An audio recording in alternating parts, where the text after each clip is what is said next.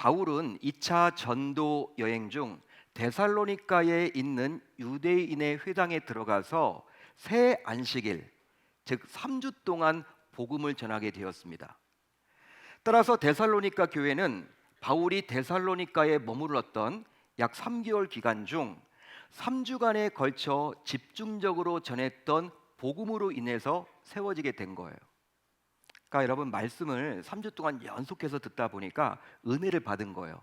사람들이.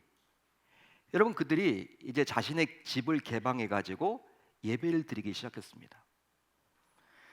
자, 그러기에 이 데살로니가 교회는요, 단기간에 세워진 교회라고 감히 말할 수 있겠죠. 3주 동안 은혜 받고 세워진 교회가 바로 이 데살로니가 교회였습니다. 하지만 경건한 헬라인의 큰 무리와 적지 않은 귀부인이 복음을 영접하게 되었죠. 그렇지만 이것을 시기했던 유대인들로 인해서 결국 바울은 그곳에서 쫓겨나게 되었습니다.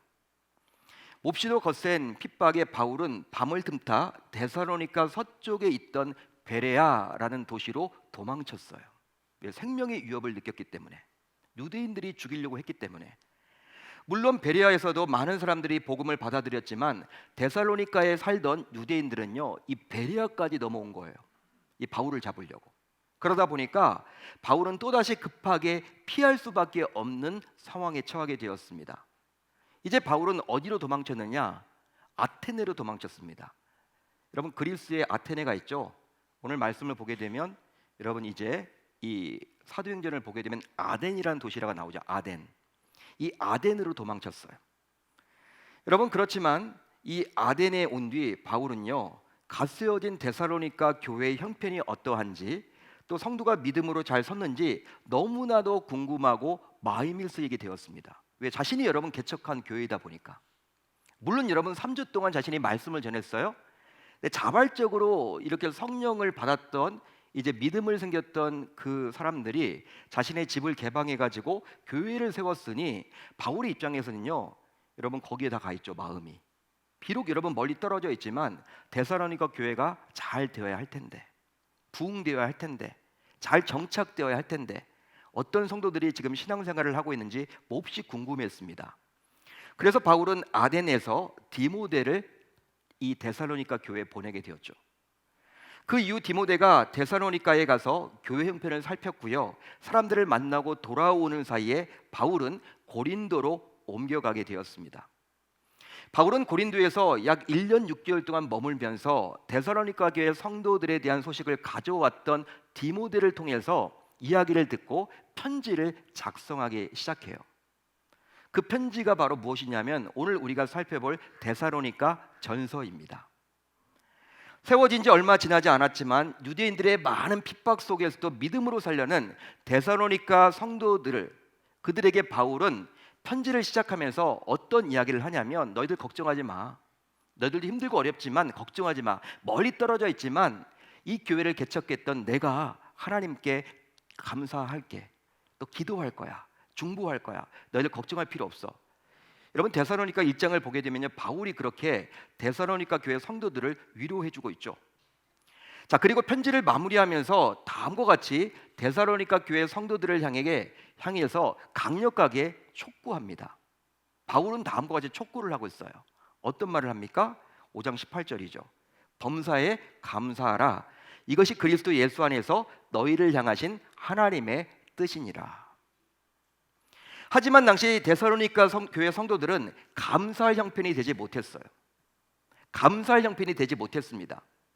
그 이유는 바로 데살로니가 교회는 우리가 생각하는 잘 갖춰진 교회라기보다는 그리 많지 않은 이방 성도들이 야손이라는 사람의 집에 모여서 복음을 듣고 신앙생활을 처음 시작한 자들이 대부분이었기 때문입니다. 한마디로 지금 우리 교회처럼 잘 갖춰진 교회 건물에 시원하게 예배를 드릴 수 있는 환경이 아니었다라는 거예요. 어떤 여러분 주일학교 시스템이 잘 갖춰져 있고 음향과 모든 여러분들 프로그램들이 잘 갖춰진 교회가 아니었다라는 것이죠. 여러분, 그냥 한 가정에서 예배를 드리기 시작했습니다. 집에서 여러분 교회가 개척된 거예요. 그뿐 아니라 또 대부분이 처음으로 복음을 받아들였던 초신자들이었습니다.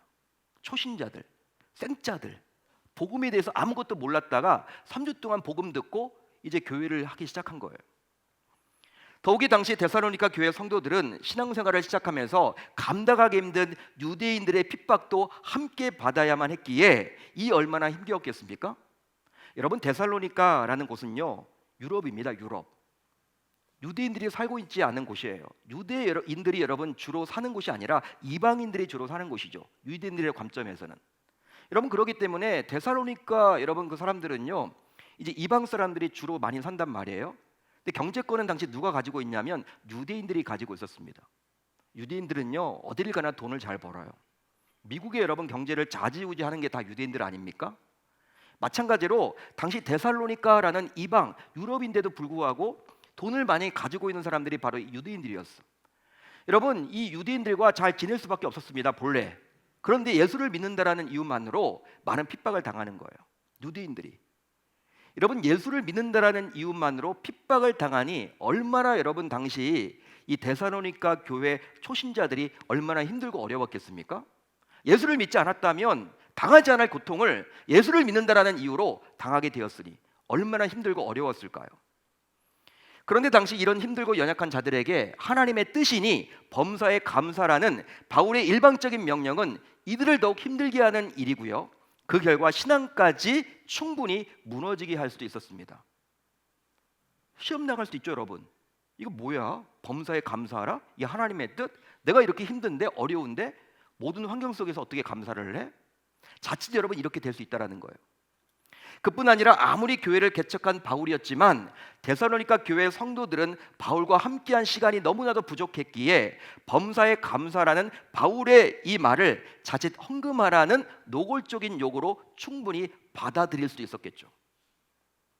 여러분, 초신자들은요, 헌금하라는 이야기 싫어합니다. 못합니다. 여러분들 받아들이기를 못해요. 소화가 안 돼요. 여러분, 이렇게 중직자들이나 신앙생활을 오래 했던 분들도 쉽지 않은데, 여러분 정말 다른 종교에서 있다가 여러분 이렇게 오거나 무신론자에 있다가 이렇게 교회를 다니기 시작한 자들이 많이 있단 말이에요, 데살로니가 교회 성도들이. 근데 바울이 여러분 지금 어떤 의도로 이 범사에 감사하라 이 말을 했는지 파악이 안 돼. 여러분, 범사에 감사라고 이 말을 했다, 이거 헌금하라는 이야기 아니야? 바울은 지금 멀리 떨어져 있잖아요. 왜 이런 편지를 우리에게 보냈지? 이렇게 여러분 착각하고 오해할 수가 충분히 있었겠죠. 자, 그렇다면 당시 이 편지를 받아들인 성도들은 범사에 감사라는 부담스러운 명령과 하나님의 뜻이라는 거부하기 힘든 표현 사이에서 어떤 반응을 과연 보였을까요? 실제 이 말씀을 묵상하면서 후대를 살아가는 신자인 저와 여러분들은 의문을 갖게 되죠. 어떤 의문을 갖게 되냐면 그것은 바로 좀 더 교회가 세워지고 건강하게 세워지고 건실하게 세워지고 성도들의 신앙도 성장이 일어나 보다 성숙하게 되었을 때 바울이 하나님의 뜻에 따라서 범사에 감사라고 해도 좋을 텐데 굳이 아직 초신자들에 불과한 그 성도들에게 왜 따르기 힘든 이런 요구를 했던 것일까? 왜 이런 요구를 했을까라는 점이에요. 실제로 아무리 하나님의 뜻이라지만 범사에 감사라는 명령은 신앙생활을 오랫동안 해온 성도들조차도 정말 지키기가 쉽지 않기에 부담스러운 요구임에 틀림이 없죠. 하나님의 뜻이라고 나와 있으니까 더 힘든 것 같아요. 범사에 감사하라 그것만 나와 있으면 우리가 안 해도 좋을 것 같은데 그게 하나님의 뜻이래요. 그게 나와 있다 보니까 안 하기도 그렇고 하려고 하니까 힘들고 이 부담이 되는 말씀이죠. 하지만 하나님께서는 바울을 통해서 세워진 지 얼마 안 되었으며 더욱이 신앙 때문에 핍박하고 있던 데살로니가 교회 성도들에게 하나님의 뜻이니 범사에 감사하라고 강력하게 요구했습니다. 왜 그랬을까요? 자, 하나님께서는 왜 그러셨을까요? 그 이유는 바로 다음과 같은데요. 실제 당시 데살로니가 교회는 굳건한 신앙과 바른 교회의 모습으로 세워져야 했는데 그러기 위해서는 그렇게 하지 못하도록 방해하는 시련을 반드시 이겨내야만 했습니다. 여러분, 한 교회가 세워지고 건강하게 되고 성장이 일어나고 또 여러분 믿음을 이렇게 가지고 있지 못했다가 신앙생활을 시작하기 이렇게 해서 믿음이 어느 정도까지 세워진다는 것은요 보통 일이 아니에요. 쉬운 일이 아닙니다. 여러분 저절로 여러분 신앙생활을 할 수 있는 게 아니에요. 여러분 믿음이 생긴다는 것은요 보통 일이 아니에요. 하나님께서 믿음을 주시는 거지만 여러분 이게 오랫동안 시간이 여러분 걸립니다. 쉽지 않습니다. 여러분 그러기 위해서 얼마나 여러분들 사탄이 방해 공작을 하겠습니까? 여러분, 한 교회가 이렇게 건강하게 세워지고요, 또 예수를 몰랐던 사람이 예수를 잘 믿도록 되어서 교회를 이렇게 온전하게 출석한다라는 것, 이거 여러분 하나님은 가장 기뻐하는 일이지만 사단 마귀는요 가장 싫어하는 일이기 때문에 방해 공작을 하겠죠. 방해를 놓는단 말이에요. 어떻게 해서든지 교회가 여러분 교회되지 못하게끔 만드는 게 사탄 마귀라는 것이죠. 성도들이 여러분 신앙생활을 온전하게 해서 신앙의 성장이 일어나도록 방해하는 것은요 사탄 마귀가 여러분 가만히 있지 않습니다. 따라서 여러분들 데살로니가 교회가 초신자들이 모여 있지만 이들을 통해서 굳건한 교회로 성장하기 위해서는 여러 가지 시련과 아픔이 있을 텐데 그 시련과 아픔을 반드시 극복해내야 했던 거예요. 그런데 하나님께서는 범사의 감사가 바로 모든 시련과 문제를 이기는 해결책으로 보았던 거예요. 범사의 감사가. 실제로 하나님께서는 범사에 감사하는 자에게 범사에 함께 하심으로 범사가 잘 되는 은혜를 주십니다. 그런즉 감사는 문제를 해결하는 하나님의 통로인 셈이죠. 따라서 감사하는 자는 어떤 문제와 시련조차도 이길 수 있는 능력을 하나님으로부터 받게 됩니다. 여러분 믿으시면 아멘, 동의가 되시면 아멘. 자, 그렇다면 범사는 과연 어떤 의미일까요?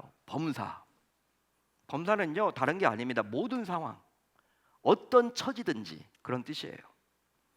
따라서 범사에 감사하라 라는 말은요 곧 모든 상황에서도 감사하라, 모든 형편 속에서도 감사하라. 극단적인 예를 들면요, 내 자녀가 이번에 대학에 떨어졌는데도 감사하라. 여러분 불치병을 걸렸는데도 감사하라. 사고가 났는데도 감사하라. 그럴 수 있습니까 여러분? 그것까지 지금 포함되고 있는 거예요. 여러분 우리가 이제 보통 감사 이야기를 할 때 받았던 그 은혜만을 기억하며 감사를 하죠. 그건 여러분 세상 불신자들도 하는 감사예요. 세상 불신자들도요 자기 자녀가 서울대 연구대 들어가면 밥 삽니다. 왜? 감사하다고. 여러분 그렇지만 대학에 떨어지면 밥을 못 사요. 안 돼요. 그게 여러분 그렇지만 오늘 말씀은 범사라는 것은요 그것까지 지금 다 포함되는 거예요. 어떤 처지에 있더라도, 어떤 형편에 있더라도, 어떤 환경에 노출되더라도 감사하라. 따라서 어떤 의미에서 볼 때 이것을 시행하는 것은 거의 불가능에 가깝다고 볼 수 있어요. 저도 잘 안 돼요 여러분. 목회자면 저도 잘 안 되더라고요. 여러분들은 잘 되십니까? 그냥 가만히 앉아 계시는데 잘 되시나요? 따라서 범사에 감사라는 말은요 어떤 상황에서도 의도적으로 감사의 제목을 찾고 이유를 찾아서 감사라는 하나님의 엄중한 음성이에요. 의도적으로 감사할 제목을 찾아서 감사라는 거예요. 의도성을 가지고 그냥 감사하라, 그냥 감사하라, 일부러 감사하라, 그 말이 포함되어 있는 거예요. 실제로 우리가 믿고 섬기는 여호와 하나님께서는 의도적으로 감사를 찾아서 모든 일에 감사하는 자를 통해서 자신의 뜻을 이루어 가십니다. 그러기에 우리 모두 하나님의 뜻을 이루는 도구로 쓰임받기를 원한다면 범사에 감사할 수 있어야 할 줄로 믿습니다. 자, 그러면 범사, 즉 의도적으로 감사해 보려면 이제 어떻게 하면 좋을까요? 우리는 보통 이 18절 말씀만을 가지고 하나님의 말씀을 지금까지 들어왔어요. 참 쉽지 않지만 범사에 감사하라. 근데 여러분 바울은 왜 뜬금없이 이게 하나님의 뜻이라고 이야기하면서 여러분 데살로니가 교인들에게 왜 범사에 감사라고 이야기를 했을까요? 여러분 이게 성경 말씀이 여러분 그냥 우연히 쓰여진 게 아니잖아요. 뭔가 이유가 있기 때문에 하나님이 그 말씀을 주신 것 아닙니까? 왜 그럴까요? 앞뒤 문맥을 다 보셔야 된다는 거예요. 그래서 여러분 오늘 12절부터 읽었던 것입니다. 자, 오늘 말씀 12절을 보세요. 여러분들이 가지고 있는 성경 12절을 보시면요 우선 자신의 주변 사람들을 귀히 여길 때 감사의 이유가 넘치게 됩니다. 즉 주변 사람들과의 관계를 잘 해야 하는 거예요.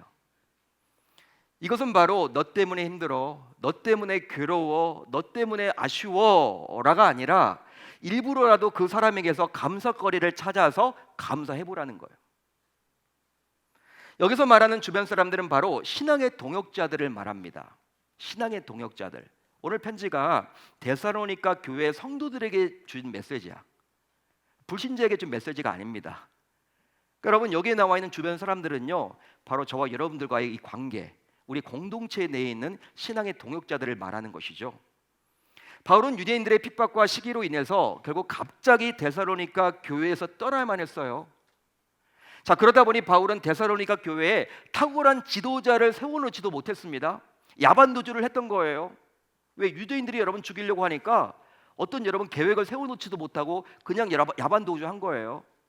그러니까 지도자가 없어요, 여러분. 더욱이 데살로니가 교회는 이방인으로 구성된 초신자들로 세워진 교회였기에 마땅한 일꾼도 없었습니다. 이렇게 찬양대원들도 없었고요, 방송 팀원들도 없었고요, 안내 팀원도 없었어요. 한마디로 데살로니가 교회에는 마땅한 지도자와 변변한 일꾼이 부족한 상태였죠. 자, 그래서 이제 바울은 데살로니가 교회 안에서 앞에서 수고하며 그들의 신앙을 돕는 자들을 귀하게 여기라고 요구합니다. 여러분, 초신자들끼리 앉아 있다가 이제 더 은혜 받는 사람들이 앞장서 일을 하겠죠. 내가 뭐라도 할게. 그런 사람이 생겨났어. 자, 그래서인지 여러분 어떤 일이 벌어집니까? 자신의 눈으로 볼 때에는 자신과 별반 다르지 않게 보인다라는 거예요. 저 사람이 뭐 봉사를 해? 내가 하는 게 낫겠네? 내가 훨씬 나을 것 같은데? 그러니까 바울이 여러분 딱 누구에게 여러분 임명을 한 게 아니잖아요. 여러분, 그러다 보니까 알아서 그냥 세워진 거야. 앞에서 일하는 사람이 생겨난 거예요. 그러다 보니까 그 사람을 바라보면서도 내가 하는 게 훨씬 낫겠네? 옆집 사는 누군가가 와서 하니까 그 일을 여러분 자기는 안 하면서도 셈을 내는 거죠. 못하게끔 만드는 거죠. 자신과 별반 다르지 않게 보인다라는 거예요. 그러더라도 감사의 이유를 가지고 그들을 대하면 유익이 있으며 그들을 통하여 하나님의 뜻이 이루어진다고 권면했습니다. 그 말을 지금 해주고 있는 거예요. 그 이유는 바로 자신에게 영적 지도자와 믿음의 동역자를 세워주시고 붙여주신 하나님을 바라보며 그 하나님께 감사할 때 결국 신앙도 좋아지고요, 감사할 이유도 더 많아진다라고 바울은 진단했기 때문이에요. 따라서 의도적으로 감사를 하기 위해서라면, 여러분들이 이제 의도적으로 감사를 하기 원한다면 가장 먼저 자신의 영적 성장을 이끌기 위해서 하나님께서 붙여주시고 세워주신 신앙의 동역자들을 소중하게 여기는 데서 시작됨을 우리 모두 놓쳐서는 아니 될 줄로 믿습니다.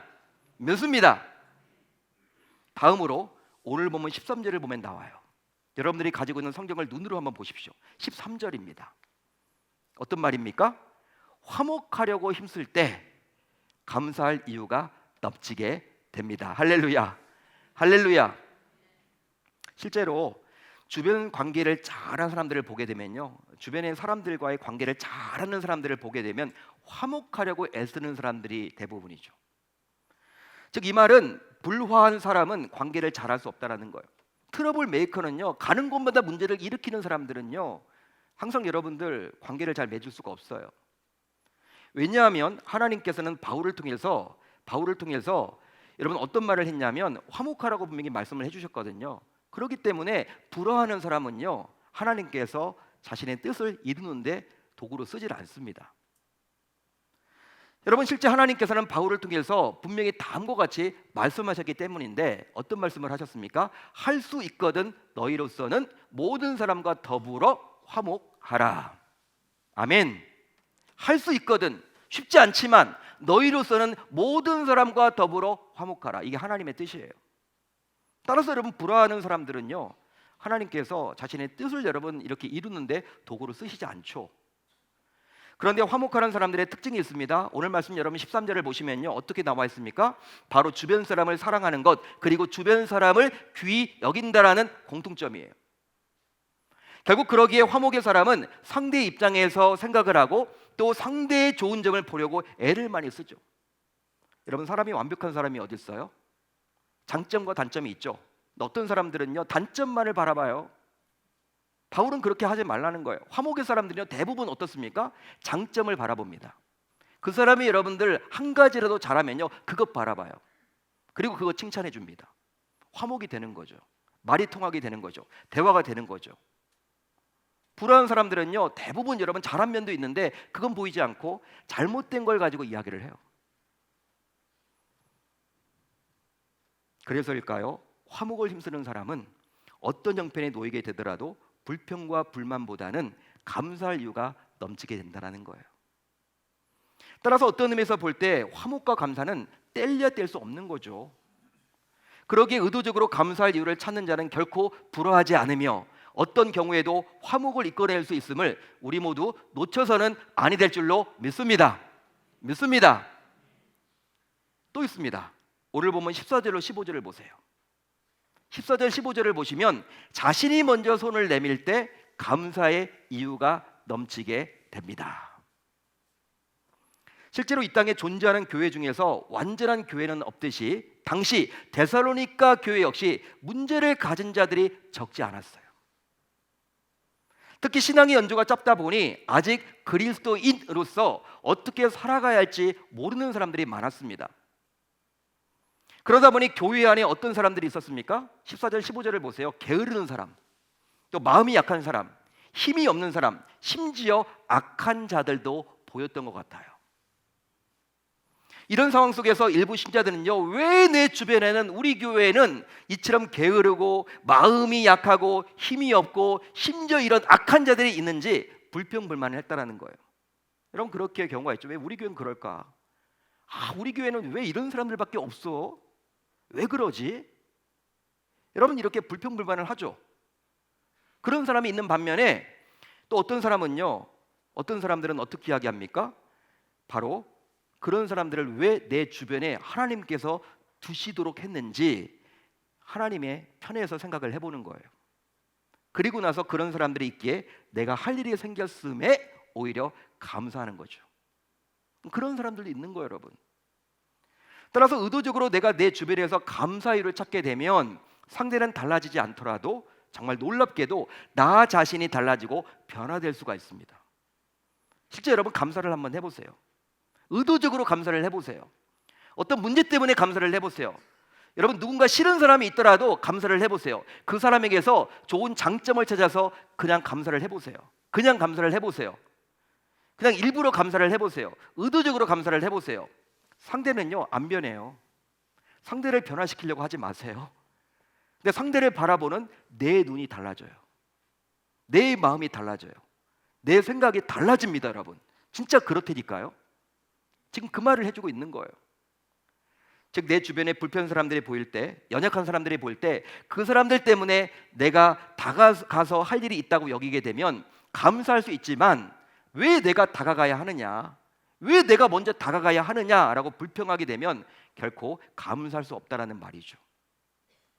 그러기 이제부터 의도적으로 감사를 해보려면 공동체 내에서 불편한 사람과 연약한 사람이 보일 때 그분들에게 자신이 필요하다는 생각으로 먼저 다가가서 도움을 주실 수 있기를 바랍니다. 바랍니다. 쉽지 않지만 해보시길 바랍니다. 그리하다 보면 결국 어떤 일이 벌어지느냐, 감사의 이유가 넘치게 될 줄로 믿습니다. 믿습니다. 이처럼 바울은 세워졌지만 초신자들이 다수를 차지하며 여러 핍박과 박해를 이겨내야만 했던 데살로니가 교회 성도들이 온전히 세워지기 위해서는 오직 의도적으로 감사하는 것이 바로 해결책이라고 봤던 거예요. 사랑하는 성도 여러분, 혹시 여러분들 가운데 이런 말을 들어보셨습니까? 제가 말씀을 준비하면서 참 여러분 이렇게 멋진 말이 있어서 제가 적어봤어요. 여러분들과 함께 나누려고 합니다. 감사해서 감사한 것이 아니라 감사했더니 감사할 일이 많아졌다. 들어보셨어요? 안 들어보셨나 봐. 잘 들어보세요.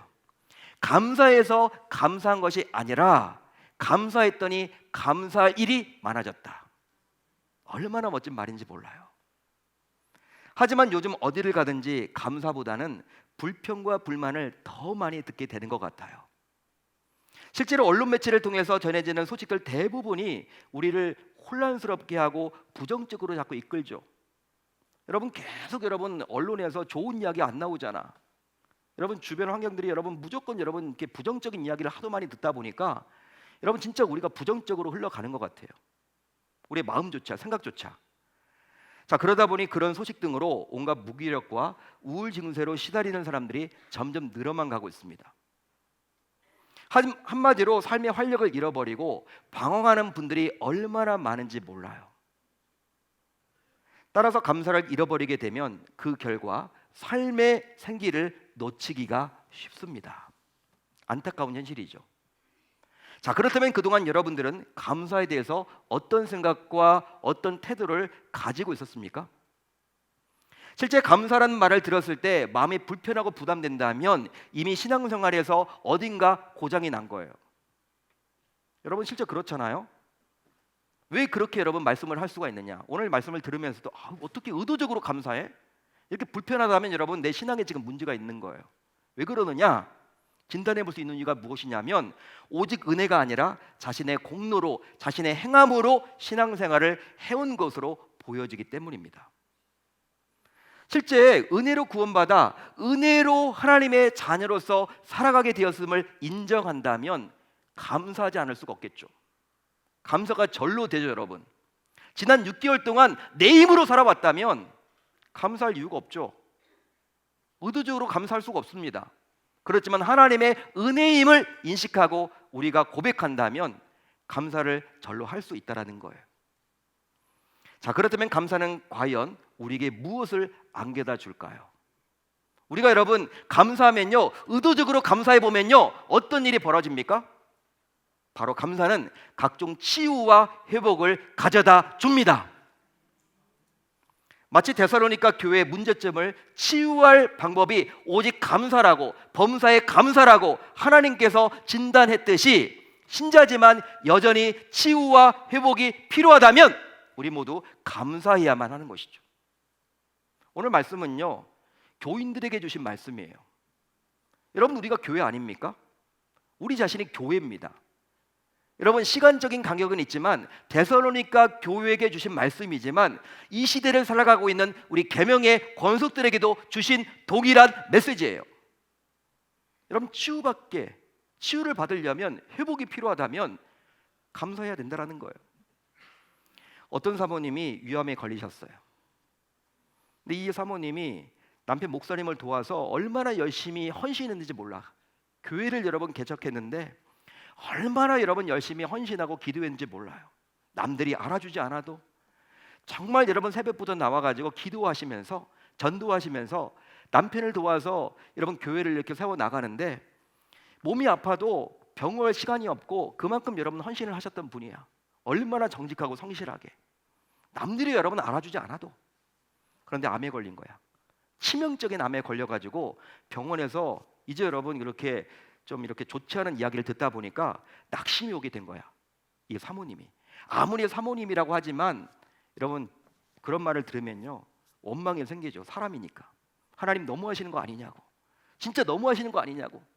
내가 특별히 정말 하나님을 위해서 이 교회를 위해서 이렇게 헌신하고 이렇게 정말 병을 시간까지 아껴가면서 전도하고 기도했는데 왜 나에게 이렇게 죽을 병을 주셨냐고 하나님을 원망하게 이르렀어요. 그러다가 이제 어느 목사님의 그러한 이야기를 듣게 되었어. 가까운 목사님이 어떤 충고를 해주셨냐면 사모님 이제부터 하나님께 맡기시면 좋겠고 이제부터 정확하게 이제 노트를 들고 다니면서 감사의 제목들을 찾아서 매일매일 적어봅시다. 순간순간 감사의 제목들을 찾아서 적어봅시다. 식당에 가는데요 지금까지는 불평불만으로 살아왔잖아요. 여러분 서빙을 해주시더래. 근데 평소엔 여러분 그게 당연하게 여겨졌는데 이게 당연하게 보이지 않더래. 그래서 여러분 서빙을 할 때 자기에게 웃어줘서 감사합니다. 여러분 유치하지만 그런 것까지 다 적은 거예요. 그 노트를 들고 다니면서. 그런데 여러분 정말 놀라운 일이 벌어졌습니다. 수개월 동안 하루도 빠지지 않고 순간순간 그렇게 감사 노트를 적어갔던 이 사모님에게서 암세포가 사라지게 된 거예요. 놀라운 기적이 일어나게 된 것이죠. 하나님께서 치유해 주시고 회복시켜 주신 것입니다. 일부러라도 감사했더니 의도를 가지고 감사했더니 하나님께서 해주셨다라는 그 사모님의 간증. 그 간증으로 인해서 지금 우리가 서점에 가서 볼 수 있는 감사 노트가 생겨나게 되었습니다. 그러기에 이제 우리 모두 맥주 감사주의를 맞아 지나간 6개월을 돌아보며 의도적으로 감사를 한번 해봅시다. 즉 결코 쉽지 않지만 일부러 감사의 이유를 찾고 그냥 감사하다고 고백을 한번 해봅시다. 실제로 의도적으로 감사해보면 결국 하나님의 뜻이 이루어지는데요 하나님의 뜻은 무엇일까요? 바로 자신의 자녀인 나를 회복시켜 나를 살리고 나를 잘되게 하고 나를 복되게 하시는 것입니다. 따라서 이제 우리 모두 가까운 사람들에게 의도적으로 감사를 시작해 봅시다. 바로 가장 가까운 가족인 배우자에게, 부모님에게, 형제 자매에게, 자녀들에게 감사하다라고 말할 수 있기를 바라요. 또 신앙생활을 함께하는 동역자들에게 감사를 한번 해봅시다. 그러기 위해서 이제 바로 두 가지를 이번 주에 실행에 옮기시면 좋겠는데요. 저는 여러분 많은 걸 드리지 않습니다. 하나님 말씀 듣고 이번에 실천한 내용이에요. 우선 의도적으로 감사합니다, 감사합니다, 땡큐, 땡큐 이 말을 해보는 거예요. 물론 아주 낯설기에 남에게 이상하게 보일지도 모른다는 생각이 들어도 의도적으로 감사를 표현해 봅시다. 실제로 감사는 상대에게 전달될 때 기적이 일어나요. 따라서 반드시 감사를 말로 표현하셔야만 합니다. 어떤 분들은 내가 말 안 해도 다 알지 않아? 몰라요, 여러분들. 표현을 하셔야 돼요. 말로 감사합니다. 땡큐, 땡큐. 미국인들 만나면 무조건 땡큐, 땡큐. 어떤 분들은 그게 율법적으로 하는 것 같대. 근데 우리는 율법적으로도 안 해. 여러분 음식점에 들어가서 서빙을 하잖아요. 우리는 여러분 내가 내 돈 내고 먹는데 무슨 감사야? 이런 투예요. 여러분 그런데 외국인들은요 무조건 땡큐. 내 발을 밟아도 땡큐. 내 발을 밟았는데 땡큐. 근데 안 되죠, 여러분. 해보는 거예요. 이번 주 해보시길 바랍니다. 몇 번 했는지 제가 체크해 보겠습니다. 다음으로 기적이 일어날 때까지 감사를 유지해 봅시다. 세상 사람들이 말하는 조건이 허락할 때 하는 감사는요 일시적이에요. 서울대 들어갈 때 여러분 밥 사는 건요 한두 번이에요. 그렇지만 범사의 감사, 즉 의도적으로 해보는 감사는 하나님께서 우리를 부르시는 그 순간까지 하는 게 바로 감사입니다. 그렇게 할 때 삶에서 각종 변화와 기적을 맛보게 될 줄로 믿습니다. 그러기에 이제 맥주 감사 주일을 맞아서 단순히 오늘만 감사하는 것이 아니라 우리 모두 의도적으로 감사를 해봄으로 다들 전염성이 강한 감사 바이러스가 다 되셔서 나와 내 주변을 살리는 놀라운 산증인이 다 되실 수 있기를 우리 주님의 이름으로 축원합니다. 축원합니다. 그렇게 살리겠다고 다짐하고 결단하는 저와 여러분들이 다 되실 수 있기를 바랍니다.